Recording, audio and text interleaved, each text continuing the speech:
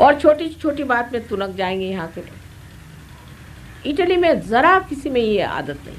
अब किसी के घर नहीं गए, हो गए, अरे भाई ये आपका घर नहीं है तो मेरा ही घर है,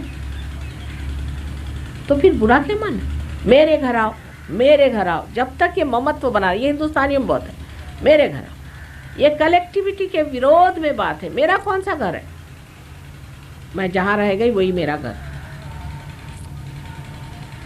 मेरे घर आओ मेरे घर आओ, सबको लगता मेरे घर आओ। ये मेरापन जब तक छूटेगा नहीं तब तक कलेक्टिविटी आप में आ नहीं सकती। ये मेरे बेटे, ये मेरे बच्चे, ये मेरे पति, ये मेरा घर, ये मेरी मोटर, इसमें मेरापन छूटना चाहिए, ममत्व को छोड़ना चाहिए।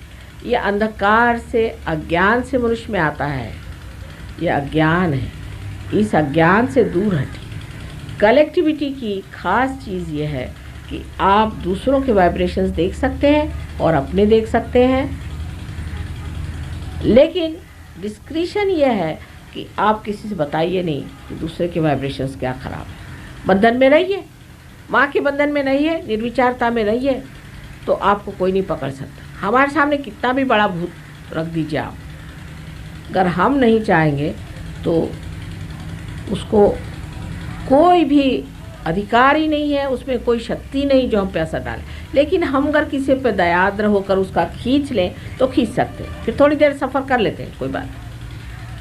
हम तो देखते हैं अपने शरीर को सिर्फ साक्षी स्वरूप। तो जिसको वास्तव में सहयोगी बहुत ऊंचे किस्म का होना है, उसको धीरे धीरे अपनी तरफ नज़र करनी है, अपनी तरफ, और बाह्य में ये देने की, ये जो दोनों हाथ हैं यही कलेक्टिविटी है, क्योंकि यही से पेल्विक, ये अपनी यहाँ का जो प्लेक्सस है, इसको सर्वाइकल प्लेक्सस कहते हैं, उससे बहता है। अगर आपके हाथ में अगर वाइब्रेशंस नहीं आ रहे हैं तो समझना चाहिए कि कलेक्टिविटी में कुछ कमी आ रही है। अगर यहाँ विशुद्धि चक्र का जो पीठ है, जो कि विराट का स्थान है, इस विराट को आप अगर घुमाएं तो आपकी कलेक्टिविटी बढ़ जाए। इस जगह ये है। नेपाल में गए थे तो सब लोग इस जगह भी कुमकुम लगाते। मैंने कहा यहाँ क्यों लगाते? कह ले यहाँ तो हम लगाते हैं शिव जी के लिए और यहाँ लगाते हैं कृष्ण के लिए। ये विराट का स्थान है, आप लोग ज़रा घुमाइए, देखिए हल्कापन लगेगा इस जगह। ये विराट का स्थान है, ये उसका पीठ है।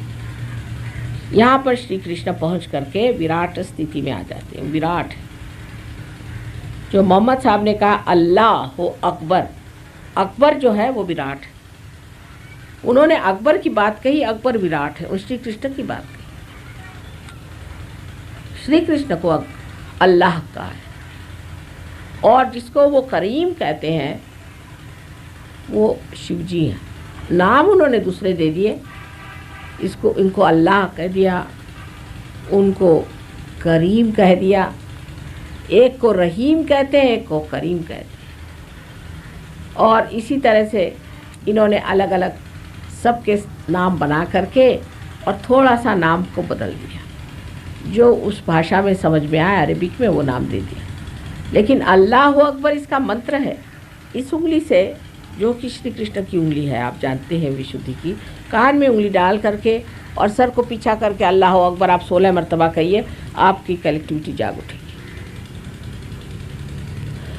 तो सबको मुसलमान होना पड़ेगा थोड़ा सा। मुसलमान का मतलब है शरणागत। बेचारों ने कितनी मेहनत की इन अरबों पे, पर गधे की गधे ही रह गए। आप लोगों पे कितनी मेहनत की है, लेकिन आप भी रिचुअलिज्म में, इसमें उसमें फंस गए। इस सब कीचड़ से निकल के आपको कमल होना है। और कमल की विशेषता ये है कि सारी दुनिया को सुगंध पहुंचाता है। तो देते वक्त वो नहीं सोचता कि किसको मैं सुगंध पहुंचा रहा हूँ, लेकिन अपने वक्त सोचता है कि मेरे सुगंध में कोई त्रुटि नहीं रहनी चाहिए, कोई भी त्रुटि नहीं। लोग देख कर कहना चाहिए लोगों को कि नहीं कस्तूरी का मोदाह शपथे न विभावते, ये कस्तूरी है, कुछ भी कहिए ये कस्तूरी है। हम नहीं मान सकते कि ये कस्तूरी नहीं, क्योंकि सुगंध आ रही।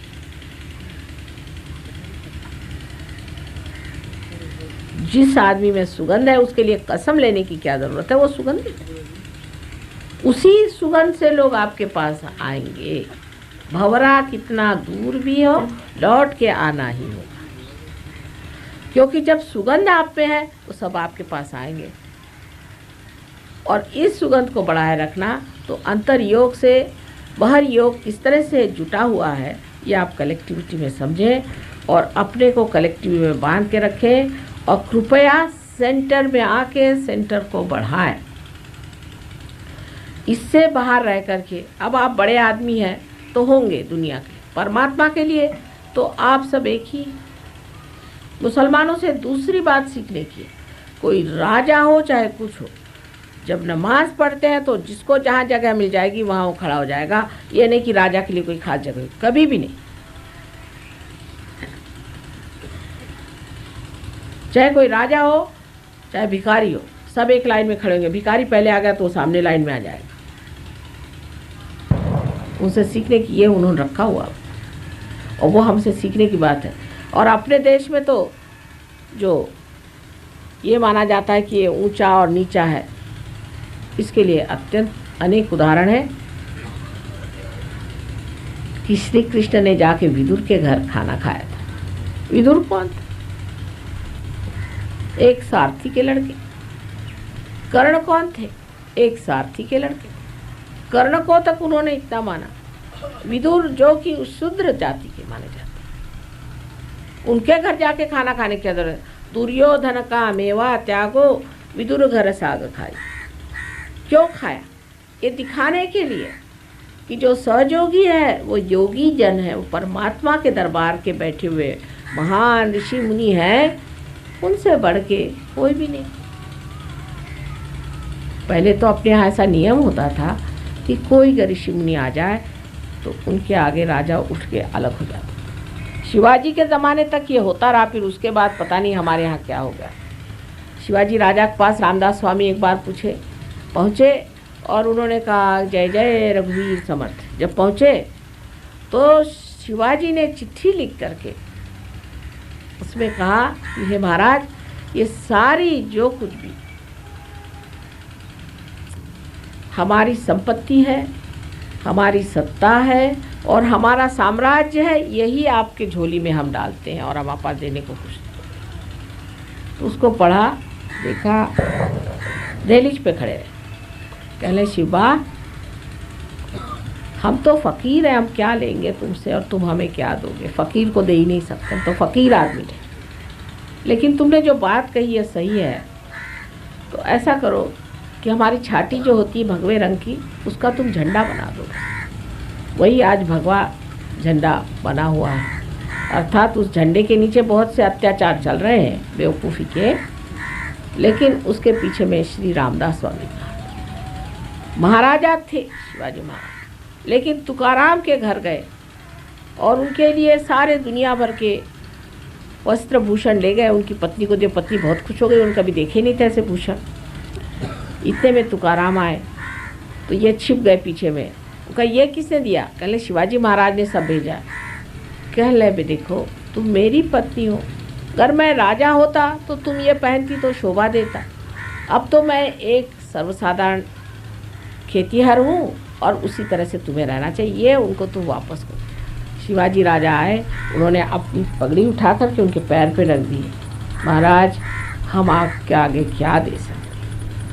वैसे शिवाजी महाराजा जैसे लोग हैं जो वाकई में बादशाह हैं, वही बादशाहत को समझ सकते। साधु संत तो बादशाहत होती नहीं, क्योंकि उनको किसी चीज़ की कदर ही नहीं है, किसी चीज़ की दरकार नहीं।